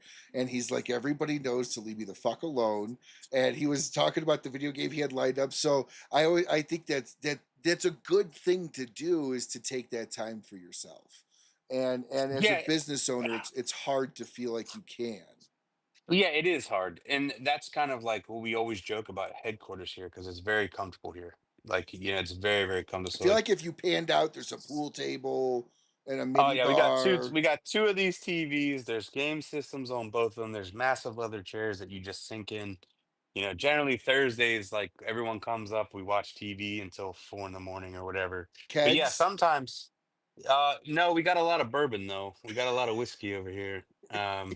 But yeah, I mean, it's one of those things where there are times where, like, if I'm feeling it, I'll just kind of escape up here when no one's up here, and maybe turn the game on a little bit or something, and just kind of sit. But we like get together. It's also just a way for us to have a place to go and chill out, right? So like Sure. we'll watch the fights up here. We'll watch football up here. We got Sunday ticket here, so like we got friends that when they come in, there's a lot of our friends like to pop in. I don't even think they come to see me. I think they come to hang out at the headquarters because they can smoke and drink and disappear for a while. But yeah, I mean, you gotta. It's really important to find this that time, and I'm trying to be better about that as well. Just taking a moment because it's very easy to get overwhelmed and get stuck in that mentality of just grinding until there's nothing left in the pencil. Absolutely, absolutely. So shoot, I forgot what I was going to ask. I hate when that Oh, happens. it's as you get older, it's harder. Oh, so as you're kind of cultivating this environment around, how many people did you start with, and how many are you at now? That go to the clubhouse. Um, well, it started out with just me and my daughter's godfather. He built this place, and it was just him and I. Now, shit, man, we probably got like it's Cheers in here. We probably got about 10 regulars. Some of them don't even work for us. They just come and hang out. I Yeah. love it. I love it. Well, it started out because like they're friends of mine, right? So if like something was getting delivered and I couldn't be there, they would come here and accept a delivery or something like that. And then it rolled into like, oh, there's a boxing match on night. Can we do it at the headquarters? And I was like, yeah, okay. And then yeah, so now we got regulars. They just show up. They're here when I get here, before when I get here. They're ready to go. They got everything. The good thing is they all contribute. Like they'll sweep up, clean out the ashtrays, bring snacks, so it works out. But yeah, it's kind of become its own little village. And those fuckers end up staying around. I get them jobs. Sean started that way, and now he's our head of our distribution, Hey, retiring from the Navy, and I- he's in if the distribution. if anybody watching is looking for a job up in Baltimore, just go hang out Just for a fuck, little while. just fucking show up at Yorktown, yeah. Are you you had mentioned sports. What's your sport of choice? I'm a football guy, man. I played football all the way Okay. through college. And yeah, I like soccer too. I lived in Europe for a while. I picked up soccer too. Like, pretty much anything. We watch a lot of combat sports too. Grew up boxing and MMA and that kind of stuff. So yeah, I mean, those are kind of our four. We watch baseball, anything you can think of, man. Golf. That you guys Golf, golf? yeah, I golf a lot. I don't watch golf, but it's funny because when I was in college, they made us play golf with the alumni, and I fucking hated it because I was terrible. You're playing really nice courses with good players, so I stayed away for a while. And then when I got involved with the Ed Reed Foundation, they made me play, and then I got the bug and I started playing. And now all of us play. We have our own little league. Everyone that works here plays in a league.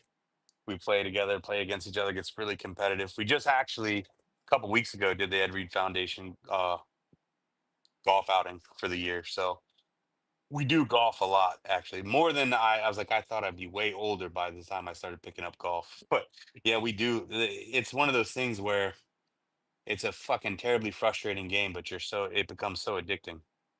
Yeah, and as a business owner, it's kind of like one of those. It's good to know how to play because there's so It much that you could do on a golf course, Well, business sure, wise. and like the friends group that we have, right? I'm lucky to be friends with a lot of ex NFL players and stuff like that. And these guys, that's all they fucking do is golf. But the problem is like they're so good, and you're like most of these dudes are like scratch golfers, and you're just out there being a hack. So like I had to like get myself to because I'm still super competitive, right? So I was like, I got to get myself at least serviceable, so I'm not embarrassing myself out here. So yeah, I mean, you start to play a lot more because of the people around you, you know. So who would you say has been one of the best football players you played with? Ed Reed is very good at golf. Okay. Ed Reed's really good. Corey Ivy was a cornerback for a while. He's very good. Um, yeah, these dudes are very, very good at golf. So when you show up to a golf outing, golf is probably one of the most cigar friendly sports as far as Oh yeah. it being able to while you're playing. You know, it's hard to That's how they tricked me into joining the foundation. They're like, just you're gonna come and just play and smoke cigars and talk about cigars and I'm like, okay, okay. so when you show up, are you like hey, let me get a cigar, Lee. What do you got? Let me get a Oh cigar. yeah. Oh yeah. All the time. All the Show up time. with a Within cooler. within 5 minutes, someone's going through my box. Usually Ed. Usually Ed is going through my box, looking for crooks, actually. So you had mentioned you have a lot of bourbons there. Yeah. What are some of your go-to bourbons for your cigars? Well, that's I don't know if you buried that question or not. That's a very good question. We actually just did the cigar sessions bourbon with Penelope. We just made a bourbon with Penelope that just released in the beginning of June. I had no So idea. yeah, so we I don't research before these shows at all. I love it. I love it. That actually worked out. I got actually a bottle right here. Yeah, we got the old Penelope cigar sessions right here. Now now hold that up to the light. Is that a like a rosé color almost? Oh No, it's no, it just was the just the light. way it It's was the dark. peach of your It's the dark. arm, Yeah, the yeah, pink of the label. Okay, I was like, yeah, I've never seen. So okay, so tell everybody about that. yeah. So about 2 years ago, we were approached by Penelope to make a cigar, to make a bourbon that was kind of directed to pair with cigars, right? And they didn't want to do. I wasn't interested in doing a gimmick, and neither were they. So they legitimately let us control the whole process of making the bourbon. So it was myself and Sing Coburn from Dissident. We literally we created the product. So that was a super cool experience. Something I've never done before. We have done Stolen Throne, we've done some barrel picks and stuff like that, but nothing to the point of actually blending our own whiskey. Are you Right. willing So to share the distiller? yeah, it's Penelope. Oh! When you said they did the whole process, I so you just maintained their process internally. Yeah. Okay, Yep. So okay, we okay. blended it. We picked all the components, blended it, tested it, all the whole works from start to finish. We actually finished the blend at PCA a couple years ago at the 8 Lounge. So Okay. they flew out during right at the beginning of PCA. We huddled up in a room for a couple hours, finished everything off, and they took off. And then did all the federal paperwork. And about a year and a half later from that point, we had the product. So forgive me for my naivete on that. I've never heard of Penelope whiskey before. Tell everybody a little bit about it and how that relationship came about. Penelope is a really cool story. So they started out as a small startup like Stolen Throne or any boutique company, and Local to they you? were no, they're in New Jersey. Okay, okay, They're okay. not too far away, Yeah. but they were getting distillate from MGP, and Yep. then fast track a couple years. MGP actually bought the brand, so now they are an MGP Luxco brand. So Hmm. we they approached us through one of their really good reps, Donnie. He put the whole thing together. He was a fan of our cigars and kind of asked me if I would be interested in being a part of that project. and I didn't really know what to expect. But yeah, it was a lot of work, but it was fun. It was a great experience. It's a lot of drinking. Shit ton of drinking. That's I'm good at hard. that. That's hard I'm work good at right that. there, though. Yeah. So Well, trying when, to keep your mind right and think about what you're drinking instead of just drinking, so which I had a lot of experience with. what cigar was that made for? So it's more garnered towards medium bodied cigars. Okay, so So pretty much our entire I portfolio was gonna you could say that smoke with applies them. to that applies. So, but what cigar did you have in mind? Do you have in mind when you think of that pairing? It pairs really well with the Crook, obviously, and Three Kingdoms. Those two are. It does really well with our whole portfolio, but those two cigars are kind of like the standouts because they have some really dynamic characteristics that play really well with the whiskey itself. And how is that? How is that being accepted? My guess It's is been it says awesome. It's Stolen sold out. Thrones on the bottle. It actually doesn't. The Oh, FDA, they're motherfuckers. oh, But fuck the it's got a FDA. cool. The label looks like a cigar ring, and it's done really really well. We've done a couple events. We had a actually, ironically, we did an event with the bourbon at Cigar Sessions in Delaware that did really well, and then we had it at our event in Hawaii as well. So it's been really well received. People enjoy it. My It was a cool product. my guess is at the events they say they make it with you. It's just on the label Yeah, they can't. yeah, exactly, So exactly. so then is this like a new fostering of an additional leg for you guys to add in? Are you going to Potentially. branch I out mean, to other companies? Maybe. this Sounds is like you had series one. fun. Yeah, no, it was a great experience. This is chapter one, so that leads to maybe there'll be a chapter two. We don't know yet. We'll see. See, you give just enough for like maybe, but who knows? It might not happen. Yeah. Like, just give a definitive answer here. Come on. Well, I can, right? So there's a lot of, like, when you get involved with corporate stuff, they're fucking big on their rules, man. As much as No, I they hate are. them, I'm not a big rules guy. They are. They are very very big on their rules. That's But no, I I can't say enough about Penelope. They were awesome to work with, and we became really close with the team over there. So hopefully we'll see a chapter two, and so on and so forth. So how many bottles was it? And is it a one and done? So the one and done, yeah, it will eventually be. I don't know what the final product number was. I know that they're gonna have more for. We'll be at the Kentucky Bourbon Festival with them as well, presenting the product there as well. It is a one and done. It is a limited, right? The series one, the chapter one. So hopefully you'll see a chapter two, and we'll continue to do that, and different blends and different offerings. Okay. Well, that's again, you guys have had a short life here, but you've done a lot.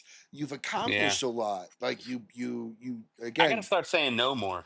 I gotta start saying no I more. I'm running out of I time I to do don't stuff. I don't think you should. I kind of feel like you're finding your niche, and it's almost like what you're touching is you're in the right spot in the right time for whatever you're touching to be successful, and that's gotta feel fucking surreal. Because as a It business guy does. coming out of your MBA, you've got a huge report at the end, and a business and a business model that you got to develop to even graduate with your MBA. Am I right in that? Oh yeah, yeah. It's a lot of work. So that Yeah. you are now applying all of that to this, or at least a good chunk of it probably to this. Oh, for You've sure. honed your instincts on this, and like you said, when your wife said she thought you started just a hangout club with your friends that turned into a real fucking thing. So I think at some point in time, man, you're gonna have to take 10 minutes and just Now it's 10 minutes, well, Ryan. It was because five. Now it's 10 minutes. you haven't taken 5 minutes. Yeah, I know. You're right. You're not wrong. You're not wrong. Yeah, man, it's been really cool. We've been really lucky to be put in situations that we're given so many opportunities to do really cool things. And that's something that, like, I don't take for granted, right? So, I'm really appreciative of that for sure. No, you're Um, humble about it. I know people would be a whole lot fucking less humble with the success that you've had. But keeping yourself humble keeps your feet on the ground and keeps it real at the same yeah, I mean, time. because tomorrow's another day, man. You still Correct. got shit to do, And right? fires can happen, factories get That's right. burned down, and now, Yeah. you're riding high with a 1,000 store order, and you're like, "Holy shit," so you're at how many stores you said right now? Around 300? 300. Yeah. So is that a comfortable cap then for you guys, or are you looking to grow a little bit more inside that Yeah, store we're base? we're well, we're growing within the relationships we already have, Yeah, within the right? And stores, so but like, adding more. yeah, that's always a potential. We're always mindful, but we'll always add the right store. I mean, right now there's been a huge uptick probably over the last year and a half to our international distribution. So we're adding more relationships internationally. Um, and kind of balancing that way, you know. I'm pretty happy with where we are in terms of like domestic. I'm not complacent, obviously, but we're I very lucky with the retailers that we have, and I the would amount of growth agree. and support, the amount of growth and support we have within those retailers. And so now we're kind of branching out and developing new relationships internationally. You know, Okay. Japan, Israel, New Zealand, Australia, you know, Germany, Italy, those kind of Now things. those are family trips. Yeah, absolutely. Absolutely. Absolutely. I would love to go to Japan. Japan's a bucket list item for me. Yeah, I'm excited Um, too. I've never been, but I'm looking forward to going for sure. I just want to eat my way from north to south. Not so much east to west. It's not as much food in that direction, but north to south. I don't want to know what anything is. I just want to point at plates and pictures and go, I'll eat it. Yeah, I'm with you. That's I'm a how I roll foodie. too. I'm a foodie, Me too. man. So as we kind of get into the wrap up part of the show, I always try to do a few little lightning round questions here. Answer these Sure. however you want, no wrong answers. What is your favorite rapper? You can give me musician, some have, or you can give me cigar rapper, or both. It's up to you. My favorite rapper of all time would have to be that's a tie, as Jay-Z and Biggie probably. Okay, My favorite cigar rapper, uh, I'm a big Ecuadorian Habano guy. okay. That's probably my favorite You rapper. like a little bit more of that fuller body, Yeah, spicier punch absolutely. through it. What is Absolutely. your? I think I already know the answer to this, but what is your favorite pairing? Bourbon and cigars. I mean, but yeah, I'll be honest with you. Like, I'm not a super big, oh, this has to pair with this, whatever you have, Sure, right? Like, I'm whatever fits. whether it's an espresso or a Sure. bourbon, whatever I'm feeling like that day, Well, for let me sure. ask you this then: when you're tasting and testing, what is your pairing? Is it water? It's water It's usually. water. Yeah. Okay, mineral water or anything specific? Nah, just regular No. bottled water is fine. Okay, I Yeah. know people that go like Topo Chico, like it needs to be mineral water. And They used to tease me because when I first started, when I wasn't blending in Nicaragua and I was just at Noel's site in Texas, I had to have Diet Mountain Dew with me when I was blending. I don't know. There's something about it just keeps my palate open. But when you go to Nicaragua, they don't have it, so like I had to adjust really quickly and settle for water. have you done Dr. Pepper or like a really good gourmet root beer? Yes, the root Oh, beers are killer. The Doctor, root you beers are gotta try killer. Dr. Pepper. It goes Interesting. really well with a cigar. Interesting. Really, I'll have to really check that well. out. I learned about the root beer from Abe Dababna, and as long as Okay, it's not like an IBC or a mug, but like a really good craft it's like a one, craft. yeah, Yeah. it's really, really a good pairing. Especially with a really good creamy Connecticut. Oh, it just goes so well. Um, what is a rapper that you don't currently work with, but you would love to? I've always had Corojo on the bucket list. Corojo has Okay, been something that I've always wanted to work with, and the reason for that is like one of the cigars that kind of like really lit my fire, if you will, about premium cigars was the old Camacho Corojos. I still sure. have probably 100 boxes in my personal stash of those. Wow. I would really love to work with Corojo for sure. What about like the Corojo 98 or 99, the hybridized Yeah, stuff? yeah, that's fine too. That's fine.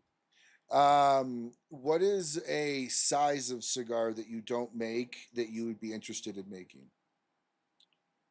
Um, I think we make the ones I like to make. I've been getting a lot of requests for like a dog walker, something real small, like a 5 by 44, 4.5 by 44. That'd be something that I'd be interested in making for the folks up in the Northeast who maybe don't smoke inside and they have to go out in the winter and all that kind of stuff. Um, but generally, we kind of make the cigars that I like. I really enjoy Coronas and Bellicosos and that kind of stuff. You don't have a Lancero though, do you? I don't have a Lancero. That's something we get asked about too. That's a shame. See, yeah, the Lanceros.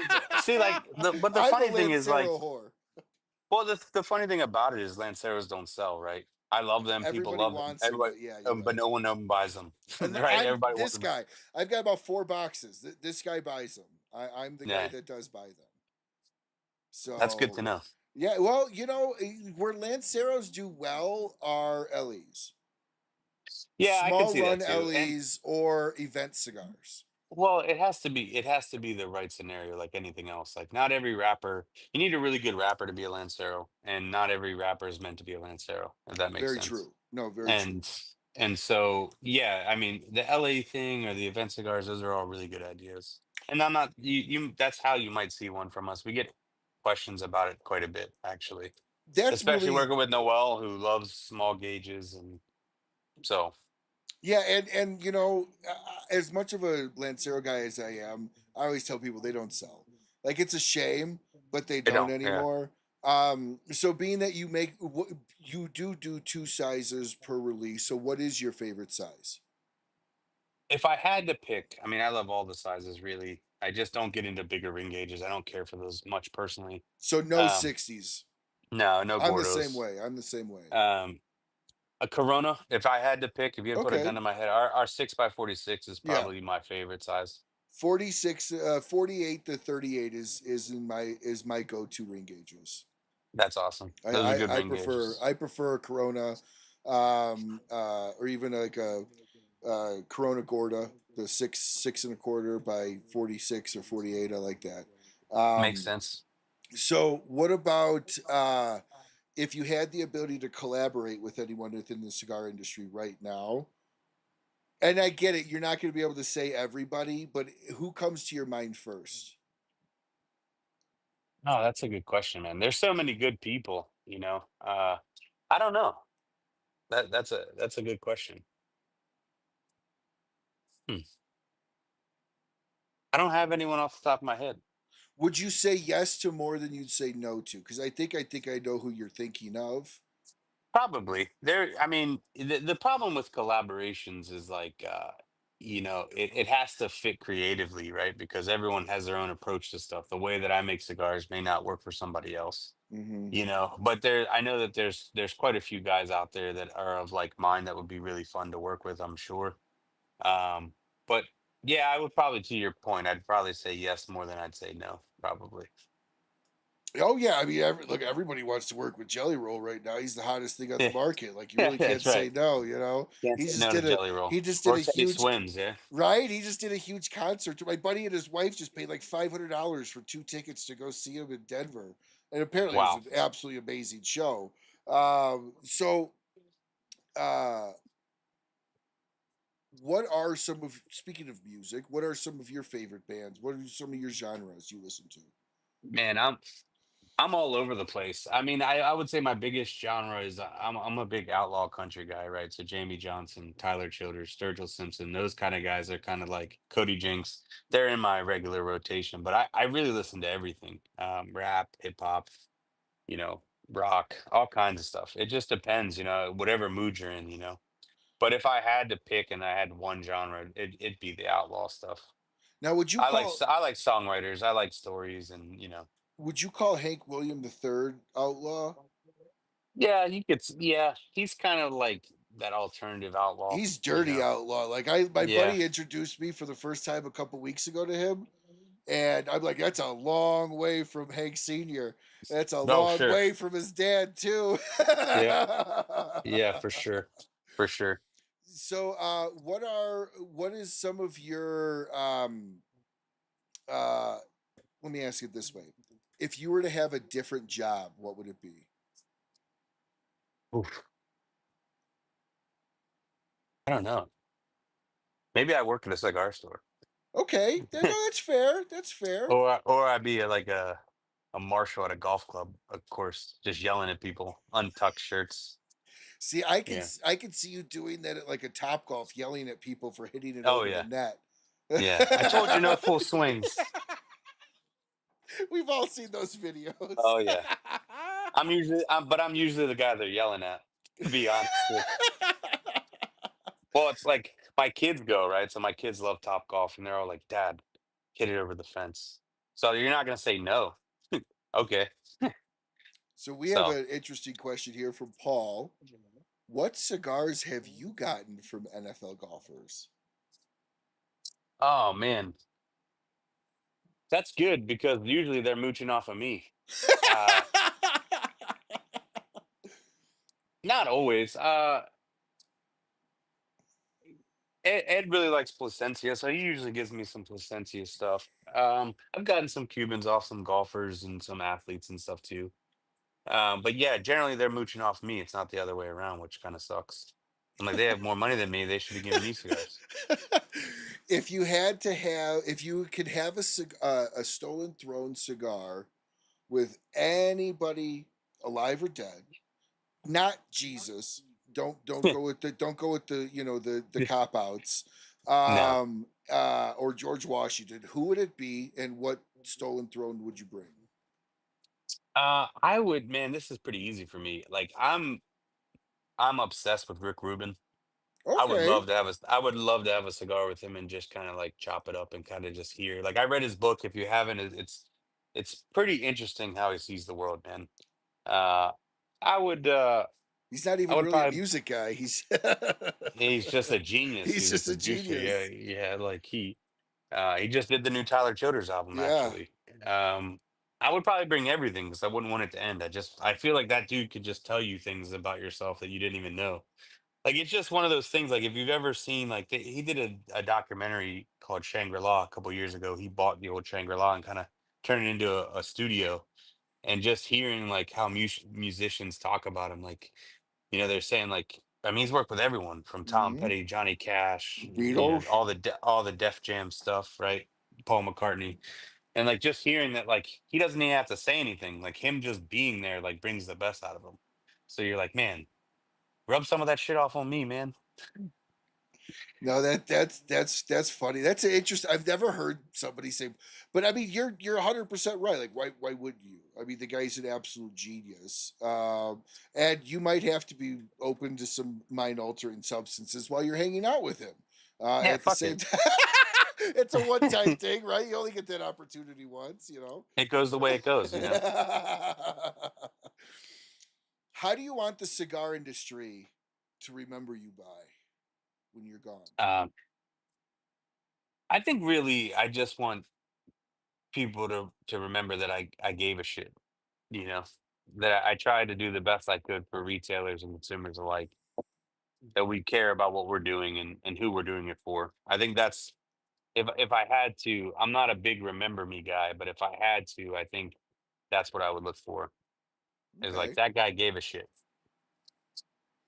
And I mean, do you see Stolen Throne as becoming a quote unquote legacy brand someday? Like, is this what you want to do until the end? Yeah, as of right now. I mean, it's one of those things You're too. I feel 37, like, so 25 years, dude. You're barely scratching 60. Like yeah, it's if I make it that far, but uh no, I mean, for me, it's such a passion project, but it's like one of those things where it's such ingrained in who we are and what I'm doing that if I ever felt like I wasn't giving my effort, we would just be done. We would just be done, And so, yeah, I mean, for now, I don't see myself ever not having the love and commitment that I have for it at the moment. But you never know; things change, right? it's And very so, true. It's very true. We have two questions here for you. Uh, One is John says he's big in the smoking socialite group that we're all part of from smokein.com. He says never had the pleasure of smoking one of your cigars. He's medium to full. Bring the question back up. Which one of yours would you say he should try first? medium to full, I think you definitely, if you're just getting introduced to the brand, you got to start where everyone starts with the crook. Go there and then kind of see what happens, right?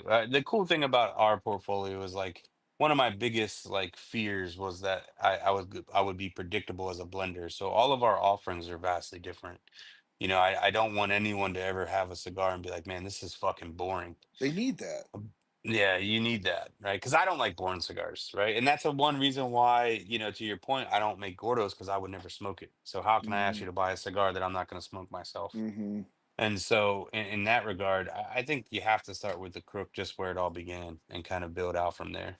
Sure. No, and that makes total sense. The next question we have here is turn the tables on these celebrities. And I'm going to expand this one a little bit, Paul. Have them sign your cigar bands. Yeah, Take your cigar bands and have them sign the backside of the bands and make a little box for them. yeah, that's true. I could I do that. That'd be a fun little way to be like, all right, you can have my cigar, but I get your autograph Yeah, that's because true. they charge for autographs. At least you could get something back. That's right. You get a little trade there. Then you could just have a celebrity band wall Yeah, there you go. in That's your not a bad idea. office. I think That's not a bad idea. it sounds like a fun idea. Sure. Little fun thing. All right. So next time he's on, he's going to show us like 100 signed bands. Um, well, last question of the night here. I always give credit to James Lipton on Inside the Actor Studio for this. I love this question. It's an introspective style question. There's no wrong answer. If and when you do leave this planet and you meet your creator, whoever that is, what do you want to hear? Wow, that's good.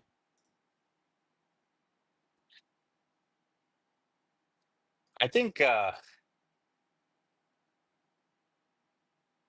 think in reality I would hear, man, you lasted longer than I expected.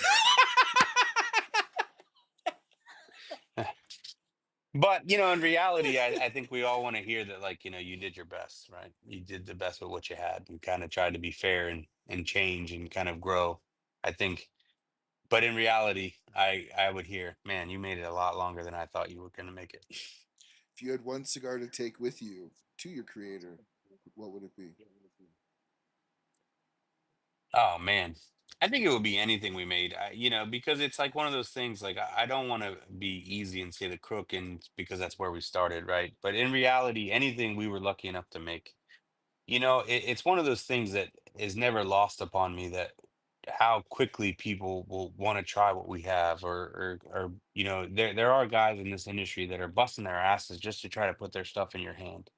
And for us, we've been really lucky that guys and girls always want to know what we have next, and they're really quick to go out and support their retailers and pick that up. So anything I could take with me that we created ourselves, is truly a gift. Because without consumers and retailers, we wouldn't be able to do that. I always say this, like I think it gets lost sometimes when it comes to the retail side and the consumers. We need them; they don't need us. That's true. Right. I always tell people, if Stolen Throne disappeared tomorrow, there'll be a couple of people that are really, really upset, but they'll move on. They'll smoke something else. Yes, they You know. will. Yes, they So will. Well, man, I appreciate your honesty. And I just got to say, you could tell you're a two-parent dad because your inability to say which of the kids that are not actually your kids, but are, that you like yeah. better. So you just Well, it's kind hard, of man. just tested you a little bit because there's gonna be a point in Well, time where somebody goes, "What kid do you like better?" And you go, sometimes, some. look, man, I'm gonna tell you, if a parent tells you they don't have a favorite, they're fucking lying. We have favorites. But when it comes to cigars, I get that question a lot, especially at events. And I understand why people ask it. But in Sure. reality, if you put yourself in my shoes, like and I tell everyone the same thing. I spend so much time developing these cigars that if I didn't love them, you never even see them. Yeah. So they have to meet a certain benchmark of my affinity for them to even make it into production. No, and that's and you go through all that time. Like I love them all. Like listen, I don't have a favorite. I Yeah, released them because it's the favorite of the 10 that you didn't see me test. Like correct. every one of them is my favorite. It's the favorite of all the ones I've tested that made the blend for me. So in a sense, you could say they're all your favorites because the reality of Yeah, it is the testing they are. process was 30 to 40 different types of cigars, and you picked your favorite. That's right. Absolutely. So, well, Lee, thank you so much for coming. I hope this was a different show for you. Hope No, this it was was a awesome, man. little bit more just kind of laid back, shooting the shit. That's what I try to do, and really appreciate you coming on. You always have a home here at Rocky Mountain Cigar Show, so anytime you want to come back on, and seriously though, the next time we have you back on, I want to see some I'll get it done, man. I'll make it happen just for signed you. labels. Well, Cheers, thank you Ryan. all. Thank you so much for having me, man. Yeah, thank you all for watching. It's been another live episode of the Rocky Mountain Cigar Show. And until we see you again, just smoke what you like. Smoke as much stolen thrones as you can. And have a That's right. great rest of your week. Bye, everyone.